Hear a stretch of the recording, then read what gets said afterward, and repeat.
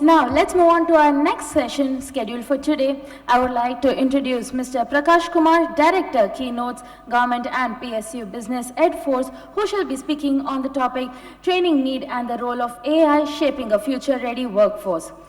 Let us all welcome Mr. Prakash Kumar, Director, who has over 2 decades of experience spanning IT services, workforce transformation, and public sector engagement.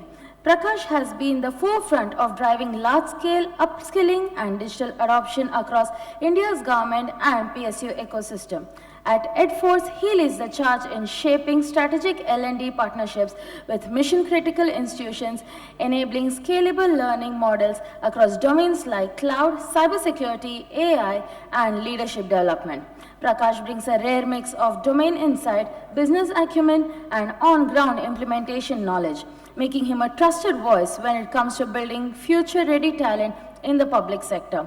Let's give a warm welcome and welcome Mr. Prakash Kumar with a big round of applause as he shares his vision for empowering India's workforce at scale. Thank you. Good morning, everyone. Respected dignitaries, industry leaders, L&D professionals, and fellow change makers. It's a privilege to address this esteemed gathering today on a subject that holds the key to our collective future: training needs and the role of artificial intelligence. As Asirvad has mentioned, I have picked up 2 very key points, that is the North Star and the crossover. And I really see how exactly these 2, and really everyone is thriving for actually. Right? So we are living through an era defined by acceleration, where change is not just constant, but exponential. The nature of work, the skill we need, and even how we learn, all of it is evolving rapidly. Technology, particularly AI, is the engine of this transformation. But no matter how powerful the tools become, the people and their skills, that remains at the heart of the progress. Right? So today, I want to reflect on why training has never been more important, how AI is reshaping both the problem and solution, and how role organizations like edForce, in collaboration with L&D leaders, are playing in solving this challenge. So let us, start by recognizing a global one reality. The World Economic Forum estimates that 50% of all employees will need reskilling of this year 2025. In India, every year, millions of students graduate, but less than half are considered employable as per industry standards. The digital economy is growing faster than ever, and the workforce who can adapt this. The gap is not talent, but in training. Employees today are not just expected to perform, but to evolve. The shelf-life of skill today is just 2 to 3 years, especially in technology roles, as Asirvad mentioned. And I will just recorrect it, as I met yesterday along with my CEO Mral and with one of the CTOs. And I was also, for me, 2 to 3 years is no more 2 to 3 years. It is just 3 to 6 months. It is of a surprise to me also, because we have been talking 2 to 3 years, because people are going from AI to Gen AI to agentic AI, right? So yes, it is something which we have to be very much alarming, and we have to be on top of it. We need a new training paradigm, one that is relevant, real-time, and role-aligned. A report by PwC highlights that by the year 2030, AI is going to contribute $15.7 trillion to the global economy, and creating demand over 100 million new job roles in the areas such as AI integration, ethical AI oversight, robotic operations, data science, and cloud security. The roadmap from 2018 to 2030 shows a sharp rise in AI-driven roles across industry. You talk about, particularly to healthcare, defense, manufacturing, even for education. At edForce, we understand that organizations just don't need training, they need transformation. We have partnered with over 150 large enterprises, including Fortune 500 companies, to help them design, deliver, and scale outcome-based learning. Whether it's scaling fresh recruits in cloud technologies or reskilling mid-level in cybersecurity. edForce aligns each program to business objectives. We are proud to work hand in hand with L&D leaders, not just as a vendor, but as a strategic learning partner. And we don't stop at content delivery. At Force, we emphasize that right mentorship and hands-on, project experience, because it is not just what you know, but how exactly you can apply that counts more. So it's a question which largely people are, asking: will AI take our jobs? Does it come to the mind of the people in your organization? Yeah? So, in the recent India-Pakistan border conflict, I will not go with theory, I will go with one of the very case which we all have seen. In the recent India-Pakistan border conflict, AI was just not supporting tool. It was a strategic asset. India deployed AI surveillance drones and real-time facial recognition system across border zones. AI helped predict cross-border infiltration attempts by analyzing satellite images, heat signatures, and troop movements. Autonomous system reduced human risk in high conflict zone, especially in logistic, surveillance, and communication. So yes, AI replaced some human roles, especially those involving risk-heavy, repetitive tasks. But what followed? It created demand for new roles like drone pilots, AI models, trainers, cybersecurity analysts, and data annotators. Defense forces hired more data science experts, algorithm auditors, and threat detection specialists than ever before. This conflict didn't show AI taking jobs. It showed AI transforming them. Another very interesting case which I saw, following the border tensions, there was a surge in use of AI-driven diagnostic in trauma and military hospitals. AI systems were used to triage battlefield injuries, prioritize surgeries, and even predict infection risk. Rural healthcare centers adopted AI tools for early detection of PTSD and telemedicine diagnostic. So doctors were not replaced. They were augmented. AI gave them more time, better insight, and faster adaptability. So in India, manufacturing hubs, especially SMEs, AI is esteemed operations through robotic process, and predictive maintenance. Workers who previously handled quality checks now supervise AI systems. Factory technicians are being upskilled to become AI-assisted production analysts. So again, roles are shifting, it's not disappearing. What the AI pattern is simply takes jobs, it automates low value, tasks and eliminate human roles to higher decision making.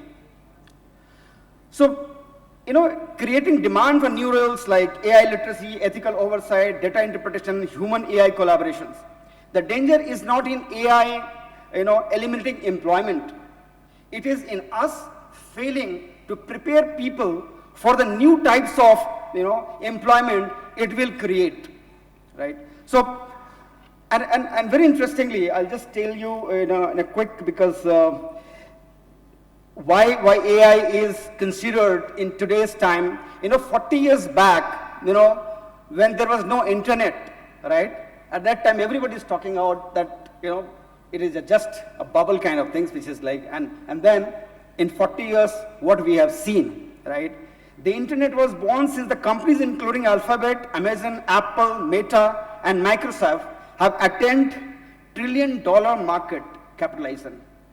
Even more profoundly, the internet changed the anatomy of work and access to information. So AI is now like to the internet many years ago, right? So risk for business leader is not thinking too big, but rather too small. So almost all companies invest in AI, but 1% believe that they are at maturity. Our research finds that biggest barrier to scaling is not employees who are ready, but leaders who are not steering fast enough. So it is very, very important for all the leaders who are here, right, how exactly we can really, try and engage and, try and imbibe those things which is the requirement of today's time. So I will give you, I closely work with the government department, central government and various state governments. And even in the defense recently, I have been, talking. So I find that how big they are thinking, and thanks to the Prime Minister, the transformation in artificial intelligence driven by, our visionary, Mr. Modi. For the first time in India history, the government is actively shaping an AI ecosystems where computing power, GPU, and research opportunities are accessible at an affordable cost, right? The government allocated 10,300 crores Indian rupees over 5 years to strengthen AI capabilities. A key focus of this mission is the development of a high-end common computing facilities equipped with around 19,000 graphic processing units, making it one of the most extensive AI computing infrastructure globally. This capacity is nearly 9 times that of the open source AI model, DeepSeek, and about 2/3 of what ChatGPT operates on. So India is rapidly advancements in artificial intelligence underpinned by strategic government initiatives have positioned the country as a global AI powerhouse. So why I'm saying this, when the government, who we consider that they're very slow in their approach in today, they are going very, very big in it. So definitely as a private sectors, we all also need to really go hand in hand, and we can really engage ourselves into that. And maybe, that they require, government is requiring the bodies like us who really, integrate in their programs.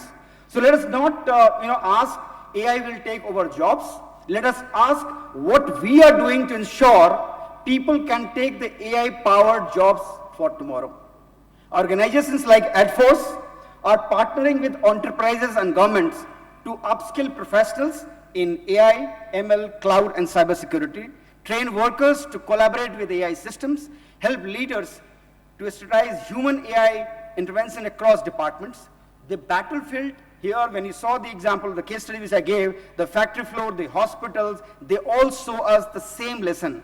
AI will not replace humans, but humans who can use AI will replace those who cannot. So edForce is not just adapting to AI, we are embedding AI into learning. We offer AI-driven learning paths that personalize content based on learner performance. Our virtual labs and simulators help tech teams gain real-time hands-on experience. We also emphasize mentorship and project-based assessment, not just theory, but real-world capability. With the support of L&D leaders from top enterprises, we are rolling out AI and data literacy programs at a scale, helping businesses turn disruption into advantage. Now we all are using the various AI tools empowering learning and work. And tools like ChatGPT, which assist in content creation, research synthesis, and code generation. Gemini of Google integrate deeply into enterprises search and business intelligence, or Grok or Perplexity AI, or you talk about Microsoft, GitHub, Copilot. So these tools are not replacing workers, they are supercharging their capabilities. The workforce of the future won't just these tools, they will collaborate with them. So the question is what the future workforce needs. The workforce of tomorrow needs more than technical knowledge, right?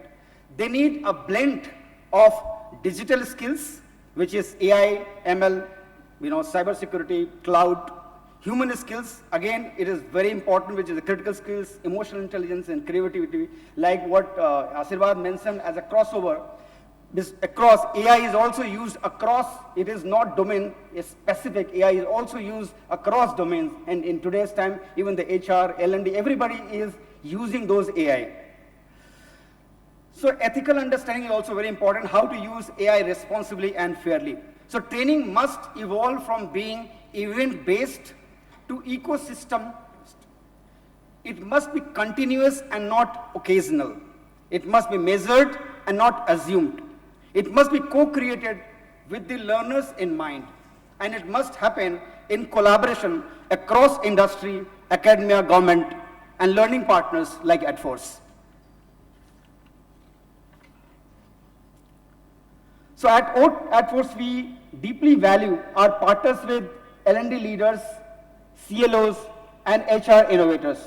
Together, we have built internal academies that enable continuous learning, created customized training roadmaps linked directly to promotions and performance, delivered programs across 200 plus jobs roles powered by partnership with AWS, Microsoft, Cisco, Google, Cloud, and others. We believe L&D is no longer a support function. It is a strategic driver of growth. And we are honored to partner with leaders who are reimagining learning as a competitive advantage. So let me ask you that how exactly in your organizations are you thinking that you are at a maturity state in AI? How many of you are using AI in your organization?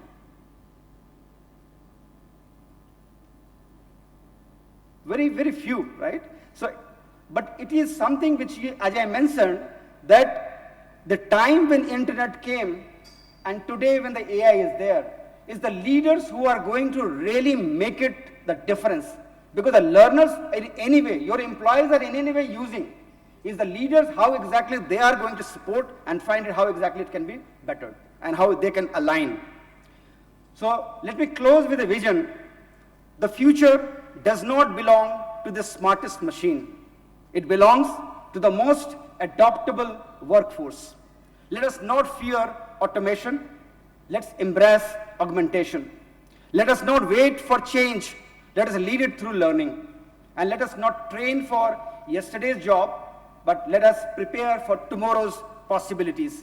Organizations like edForce stand ready to support this journey, but the spark must come from each one of us as L&D leaders, technologists, educators, and enablers. Let us build a workforce that is not only employable, but future-proof. As Asirvad mentioned, that there are a lot of, it's not about one. So let us train not just for efficiency, but for excellence. Let us train to transform. Thank you. I look forward to engaging further and building the future together. And Jai Bharat, Jai learners, Jai leaders, and Jai edForce. Thank you. Thank you so much, Mr. Prakash Kumar. I would like to now call upon Mr. Ashirvad Ers, Competency Development Lead, Siemens FTD Limited, to felicitate Mr. Prakash Kumar.